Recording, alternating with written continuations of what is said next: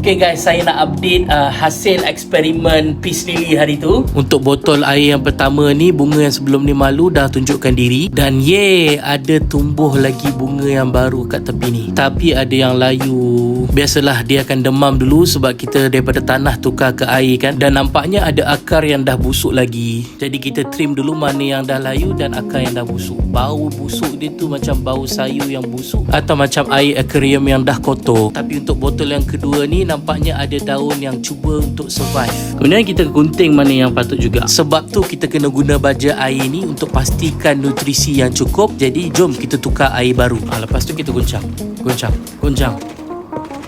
Kacau pun dah cukup kot. So kita letak akar yang dah bersih tadi ke dalam botol dan tukar air yang dah dipam tadi bersama baja air. Medium tanah ni pun ada yang dah layu, so kita potong bunga dia. I'm so sad. Pasu hitam ni Peace Lily saya letak indoor. Pasu coklat ni pula Peace Lily outdoor. Jadi konklusinya, yang indoor ni saya letak kat luar sekejap sebab nak bagi kena cahaya. Yang indoor ni masih okey lagi. Yang outdoor ni saya check masih okey. Dan yang ni dia sedang mengeluarkan bunga yang baru. Dan yang bunga yang sebelum ni pun dia tumbuh dengan baik. Dan yang ini ada masalah sikit.